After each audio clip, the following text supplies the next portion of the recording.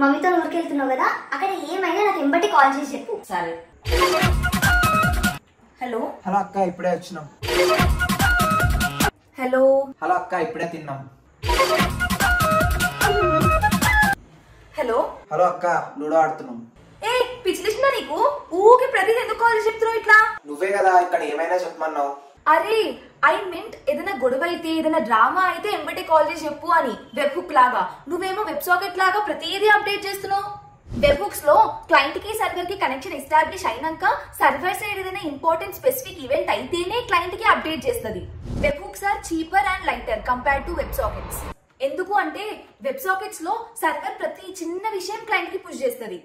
ఇవి apps వేటికైతే real time updates కావాలో like WhatsApp or stock market apps కి useful. ఇప్పుడు మనము ఫుడ్ డెలివరీ యాప్స్ తీసుకుంటే వీటిలో అసలు సర్వర్ కంటిన్యూస్ గా క్లయింట్ కి పుష్ చేయాల్సిన డేటా ఏముంటది?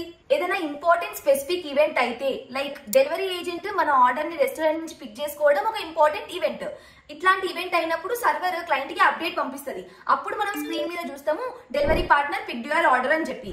సిమిలర్ గా గిట్ హబ్ కూడా వెబ్ హుక్స్ యూజ్ చేస్తుంది. ఎవరైనా కోడ్ పుష్ చేస్తేనే దాని కనెక్టెడ్ సర్వీసెస్ కి అప్డేట్ పంపిస్తుంది.